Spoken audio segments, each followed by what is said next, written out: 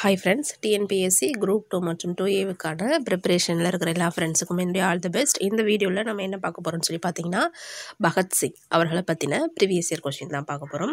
So அதற்கு முன்னாடி பகத்சிங் அவர்களை பற்றின ஒரு ஓவர்வியூ, அவரை பற்றின முக்கியமான இன்ஃபர்மேஷன்ஸ், எக்ஸாம் பாயிண்ட் ஆஃப் வியூவில் மட்டும் நம்ம என்னென்ன முக்கியம் அப்படிங்கிறத பார்த்துடலாம். ஓகேவா? ஸோ பகத்சிங் அவர்கள் 1907ஆம் ஆண்டு செப்டம்பர் 28ஆம் தேதி அன்னைக்கு பிறக்கிறாரு. ஸோ ஒவ்வொரு வீடியோ பார்க்குறீங்க அப்படின்னா நீங்கள் ஏற்கனவே நோட்ஸ் எடுத்திருந்தீங்க அப்படின்னா நோ ப்ராப்ளம், இல்லை புதுசாக பார்க்குறீங்க அப்படின்னா இதை வந்து நோட் பண்ணிக்கோங்க. ஓகேவா? 1907ஆம் ஆண்டு செப்டம்பர் 28ஆம் தேதி வந்து பஞ்சாபில் லயால்பூர் அப்படிங்கிற இடத்துல பிறக்கிறாரு. லயால்பூர் மாவட்டத்தில் பங்கா அப்படிங்கிற ஒரு ஊரில் பிறப்பார். ஸோ அவருடைய தந்தை பெயர் கிஷன் சிங், தாய் பெயர் வித்யாவதி. ஸோ அவங்களுடைய தாய் தந்தை பெயர் முக்கியமாக அப்படின்னா கண்டிப்பாக முக்கியம். அவருடைய தாயார் பெயர் வந்து ப்ரீவியஸ் இயர் கொஸ்டினில் கேட்டிருக்காங்க. நம்ம அதையுமே இந்த வீடியோவில் பார்ப்பீங்க, தெரியும். ஓகேவா? ஸோ அவருடைய தந்தை கிஷன் சிங் அவர்கள் வந்து பகத்சிங் பிறக்கும் பொழுது சிறையில் இருந்திருப்பாங்க. ஸோ இவர்களுடைய குடும்ப பூர்வீகமே பார்த்தோம் அப்படின்னா விடுதலை போராட்டத்தில் ஈடுபட்டவர்களாக தான் இருப்பாங்க. இவருடைய பகத்சிங் அவருடைய தாத்தாவான சர்தார் அர்ஜுன் சிங்காக இருக்கட்டும், அவருடைய மாமாவான அஜித் சிங்காக இருக்கட்டும், எல்லாருமே வந்து சுதந்திர போராட்டத்தில் ஈடுபட்டிருப்பாங்க. இவருடைய பகத்சிங் அவர்களோட தாத்தா வந்து சர்தார் அர்ஜுன் சிங் அப்படிங்கிறவர்.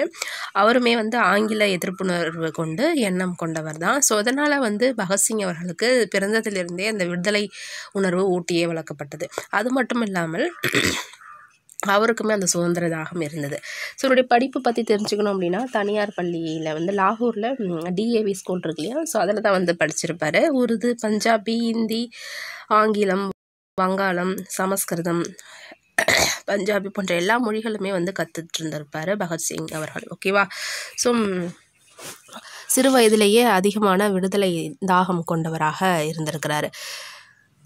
1919 ஆங்கிலேய அரசு ரவுலட் சட்டம் இயற்றியிருக்கும் இல்லையா, ஸோ அந்த டைமில் அதற்கு எதிர்ப்பு தெரிவித்து ஜாலியன் வாலாபாக் படுகொலை நிகழ்ந்திருக்கும். ஸோ அந்த நிகழ்வு வந்து பகத்சிங் அவர்களை மிக அதிகமாக வந்து பாதிச்சிருக்கும். 1919 ஏப்ரல் 13 பைசாஹி அப்படின்னு சொல்லக்கூடிய இந்த பஞ்சாப் அறுவடை திருநாள் சொல்லுவோம் இல்லையா, ஸோ அந்த திருநாளில் தான் இந்த படுகொலை அப்படிங்கிறது நிகழ்ந்திருக்கும். ஜெனரல் டயர் அப்படிங்கிறவரோட தலைமையில் இல்லையா. ஸோ அந்த டைமில் இந்த நிகழ்ச்சி வந்து பகத்சிங் அவர்களை அதிகமாக பாதிச்சிருக்கும். அந்த நிகழ்வு நடக்கும்பொழுது மறுநாள் என்ன பண்ணியிருப்பார், இந்த நிகழ்வு நடக்கும்போது பகத்சிங் அவர்களுக்கு 12 வயது. ஓகேவா? 1919 அவர் 1907 பிறந்திருப்பார். ஸோ 12 வயது. ஸோ அந்த நிகழ்வு நடந்த மறுநாள் என்ன பண்ணியிருப்பார் அப்படின்னா, பள்ளிக்கு செல்லாமல் அந்த ஜாலியன் வாலாபாக் படுகொலை நிகழ்ந்த அந்த திடலுக்கு போய் நின்று கொஞ்சம் நேரம் அதை பார்ப்பார். பார்த்துட்டு அங்கே பலியான இந்திய வீரர்களுக்கு வீர வணக்கம் செலுத்திவிட்டு கையில் ஒரு சின்ன பாட்டில் வச்சுருப்பாரு. அந்த பாட்டிலில் அங்கே இந்திய வீரர்களோட ரத்தம் சிந்தி அந்த மண் இருக்கு இல்லையா, ஸோ அதை வந்து எடுத்து அந்த பாட்டிலில் அடைச்சிட்டு அதில் வந்து சத்தியம் பண்ணுவார். ஓகேவா? ஸோ அந்த மாதிரி ஒரு என்ன சொல்கிறது, அந்த மாதிரி ஒரு விடுதலை வேட்கை கொண்ட ஒரு மாவீரன் தான் பகத்சிங். ஓகேவா? அதற்கு அடுத்தது பார்த்தோம் அப்படின்னா ஒத்துழையாமை இயக்கம் நடந்திருக்கும் காந்தி அவர்கள் தலைமையில் இல்லையா. ஸோ இதெல்லாம் எதிர்த்து காந்தி அவர்கள் போராட்டம் நடத்த பொழுது பள்ளியை விட்டுட்டு இவர் என்ன பண்ணுவார் அப்படின்னா, பகத்சிங் அவர்கள் போய் இந்த போராட்டங்களுக்கெல்லாம் ஆதரவு தெரிவிச்சிருப்பார். ஸோ கொஞ்ச நாள் கழித்து இப்படியே பண்ணிகிட்டு இருக்கும்பொழுது ஒரு பகத்சிங் அவர்களோட பாட்டி என்ன பண்ணுவாங்க அப்படின்னா, அவங்க பெயர் வந்து ஜெய் கவுர், அவங்க வந்து திருமணம் செய்து கொள்ள வலியுறுத்தியிருப்பாங்க. ஆனால் வந்து பகத்சிங் அதில் எதுவுமே விருப்பம் இல்லாமல் வீட்டை விட்டு வெளியேறிடுவார். ஓகேவா?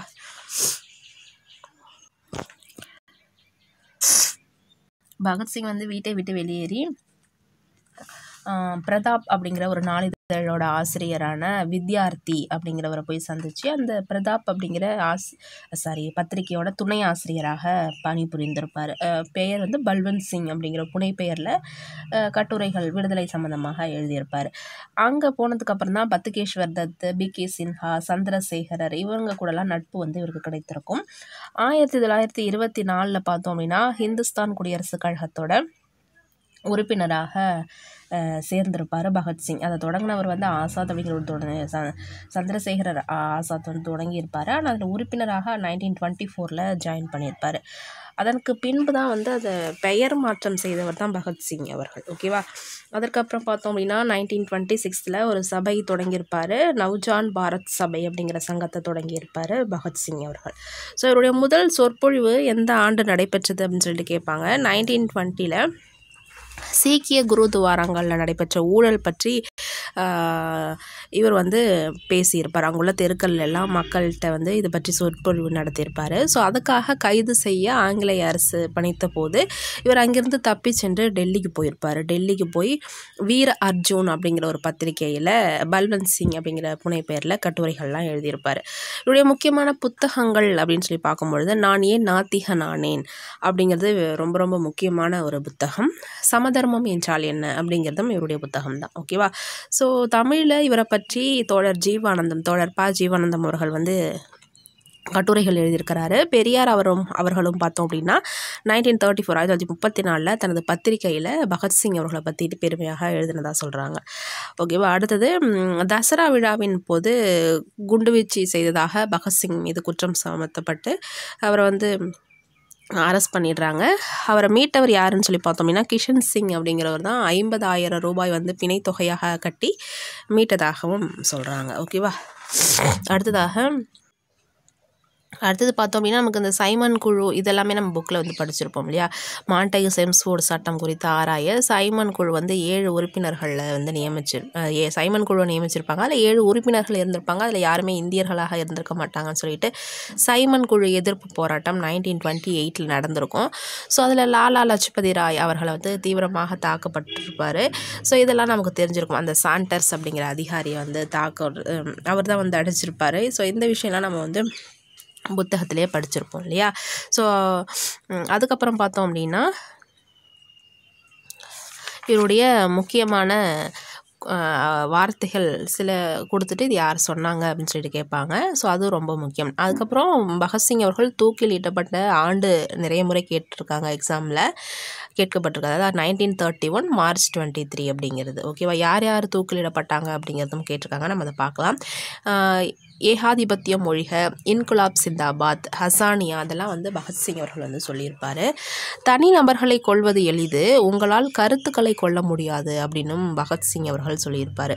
கேளாத காதுகளை கேட்க செய்வதற்கு உரத்த குரல்கள் தேவைப்படுகிறது அப்படின்னும் சொல்லியிருப்பார். உலக புரட்சியின் நோக்கமே வந்து முதலாளித்துவத்தை வந்து தூக்கி எறிவது அப்படின்னு சொல்லியிருப்பார். ஓகேவா. ஸோ மிக ஆபத்தான ஒன்று தான் இந்த குருட்டு நம்பிக்கை. இது மனிதனுடைய மூளையை வந்து முடமாக்கி மனிதனை வந்து பிற்போக்கில் தள்ளிவிடும் அப்படின்லாம் நிறைய வாசகங்கள் சொல்லியிருக்கிறாரு.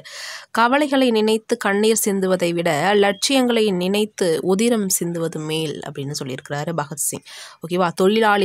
தொழிலாளர்களே இந்த சமூகத்தின் உண்மையான கடவுள் அப்படின்னு சொல்லியிருக்கிறாரு. ஓகேவா. அநீதிக்கு எதிரான போர் எங்களோடு தொடங்கவும் இல்லை, எங்கள் வாழ்நாளோடு முடிய போவதும் இல்லை அப்படின்னும் சொல்லியிருக்காரு.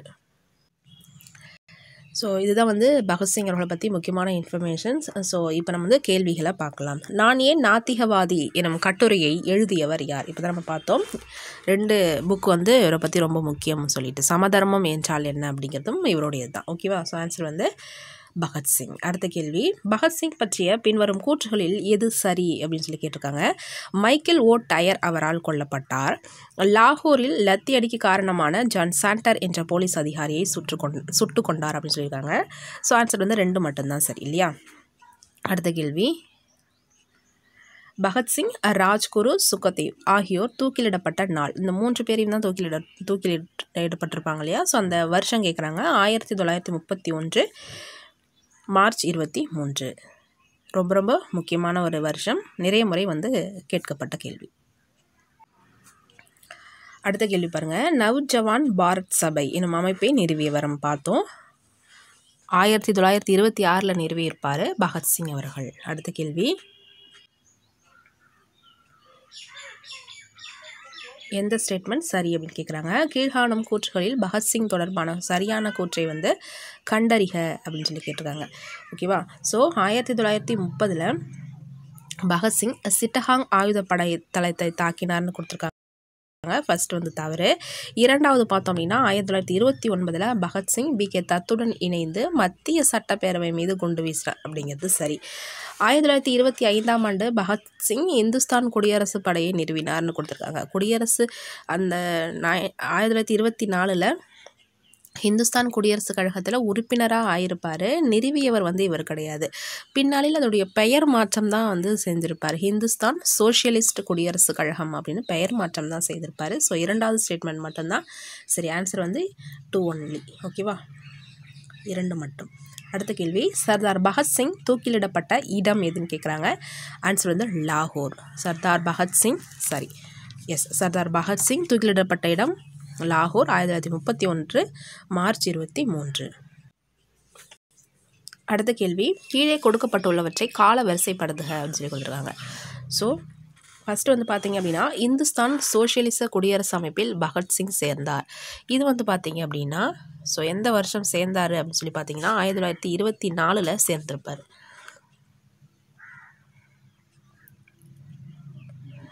அடுத்தது நவ் ஜவான் பாரத் சபை, அது வந்து 1926. இது வந்து 1926.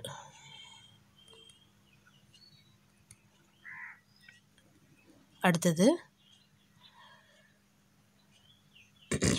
4வது ஸ்டேட்மெண்ட்டு, பகத்சிங்க்கும் B.K. தத்து மத்திய சட்டமன்றத்தின் மீது குண்டு வீசினர். அது வந்து 1929 1929. அடுத்ததாக பகத்சிங் லாகூர் சிறையில் தூக்கிலிடப்பட்டார் அப்படிங்கிறது 1931. ஓகேவா. ஸோ ஃபஸ்ட்டு ஒன் வந்து ஹிந்துஸ்தான் சோஷியலிச குடியரசு அமைப்பில் பகத்சிங் சேர்ந்தார் 1924. நவ்ஜவான் பாரத் சபை 1926. பகத்சிங்கும் B.K. தத்தும் சட்டமன்றத்தில் மத்திய சட்டமன்றத்தில் குண்டு வீசியிருப்பாங்க 1929. சிறையில் அடைக்கப்பட்டு தூக்கிலிடப்பட்டது 1931. 2143. அடுத்த கேள்வி பாருங்கள், பகத்சிங்கின் தாயார் பெயர் பார்த்தீங்கன்னா தெரியும், வித்யாவதி. ஓகேவா, வித்யாவதி. அடுத்த கேள்வி, இன்குலாப் சிந்தாபாத் என்ற முழக்கம் எவ்வாறு புகழ் பெற்றது? ஆன்சர் பகத்சிங்கின் குரலால். இது வந்து அவர் தான் சொல்லி அதை வந்து ரொம்ப வெரி பாப்புலர் ஆக்கியிருப்பார். ஓகேவா. அடுத்தது 1929 மத்திய சட்டமன்றத்தில் வெடிகுண்டு வெடிக்க செய்தவர்கள் யார்? ஆன்சர் பகத்சிங் மற்றும் பட்டுகேஸ்வர் தத். இவங்க 2 பேரும் தான் அந்த குண்டு வீச்சு செய்திருப்பாங்க. அடுத்தது நான் ஏன் நாத்திக நானேன் என்று எழுதியவர் Bhagat Singh. Why I am atheist, சில பேர் ஆத்தியஸ்ட்னு சொல்லுவாங்க. ஸோ ஆன்சர் வந்து பகத்சிங். அடுத்தது பின் வருவனவற்றுள் எது வந்து சரியான பொருத்தம் அப்படின்னு சொல்லி கேட்குறாங்க. 1 மற்றும் 2 மட்டும்தான் சரி. ஓகேவா. ஸோ தொடர்ந்து என்னால் வீடியோ போட முடியல ஃப்ரெண்ட்ஸ், என்னால் பேசுகிறதுக்கு கொஞ்சம் இதாக இருக்குது, உடல்நிலை சரியில்லாதனால. ஸோ அதனால தான் கொஞ்ச நாள் 2 நாள் வந்து கேப் வந்துடுச்சு வீடியோ போகிறதுல. ஸோ அதுக்காக சாரி. ஓகேவா. ஃபஸ்ட்டு ஸ்டேட்மெண்ட் பாருங்கள், பகத்சிங் இந்துஸ்தான் குடியரசு கட்சியின் மறுசீரமைப்பு. ஸோ ரொம்ப கோல்டாக இருக்கிறதுனால பேசுகிறதுக்கு இதாக இருக்குது. சுபாஷ் சந்திரபோஸ் எனக்கு ரத்தம் கொடுங்கள், நான் உங்களுக்கு சுதந்திரம் தருகிறேன். இது 2மே வந்து கரெக்டு தான், அவர் தான் சொல்லியிருப்பார். விவசாயிகளின் அந்நிய நுகத்தடியில் இருந்து மட்டுமல்லாமல் நிலப்பிரபுக்கள் முதலாளிகள் ஆகியோரின் நுகத்தடியில் இருந்தும் தங்களை விடுவித்துக் கொள்ள வேண்டும் என்று பகத்சிங் சொல்லியிருப்பார். ஓகேவா. விவசாயிகள் வந்து அந்நிய நுகத்தடியில் இருந்து மட்டுமல்லாமல் நிலப்பிரபுக்கள் முதலாளிகள் இவங்ககிட்டேருந்தும் விடுதலை பெற்றுக்கொள்ளணும் அப்படின்னு சொல்லிட்டு பகத்சிங் அவர்கள் எழுதியிருப்பார். அடுத்தது பட்டுகேஸ்வர் தத் மற்றும் டேஷ் மத்திய சட்டசபை மேல் ஏப்ரல் 8 1929 அன்று குண்டு எறிந்தார்கள் கொடுத்துருக்காங்க. ஆன்சர் வந்து பகத்சிங். ஓகேவா. 2 பேரும் தான் குண்டு வீசியிருப்பாங்க. யாருன்னு கேட்பாங்க, பகத்சிங்கும் பட்டுகேஸ்வர் தத்தும். அடுத்த கேள்வி, டேஷ் என்பவர் பகத்சிங்கின் மாமா மற்றும் பாரத மாதா கழகம் என்ற அமைப்பை தோற்றுவித்தவர் அப்படின்னு சொல்லி கொடுத்துருக்காங்க. ஆன்சர் வந்து அஜித் சிங். ஓகேவா, அஜித் சிங். அடுத்த கேள்வி, சாண்டர்ஸ் படுகொலை வழக்கில் 23 மார்ச் 1931ஆம் ஆண்டு லாகூர் சிறையில் வந்து தூக்கிலிடப்பட்டவர்கள் யாருன்னு கேட்டிருக்காங்க. ஸோ ஆன்சர் வந்து பகத்சிங் மற்றும் ராஜ்குரு சுகதேவ் 3 பேர் சேர்த்து தான் வந்து தூக்கிலிட்டிருப்பாங்க, சிறையில் தூக்கிலிட்டிருப்பாங்க. ஸோ ஆன்சர் வந்து பார்த்தீங்க அப்படின்னா 2லேயும் இருக்குது 4லேயும் இருக்குது. இதில் வந்து சுகதேவ்ங்கிறது இல்லை, இங்கே சுகதேவ் இருக்குது. ஸோ 2 and 4 ஆன்சர் எப்படி கொடுத்துருக்காங்க பாருங்கள், 2 and 4. ஓகேவா. ஸோ இந்த வீடியோவில் நம்ம பகத்சிங் அவர்கள் ஒரு இந்திய விடுதலை போராட்டத்தில் மிக முக்கிய பங்கு வகித்த ஒரு மாவீரர் பற்றி நம்ம தெரிஞ்சுக்கிட்டோம். ஸோ அடுத்த வீடியோவில் இன்னொரு தலைவரை பற்றி நம்ம தெரிஞ்சுக்கலாம். தேங்க்யூ.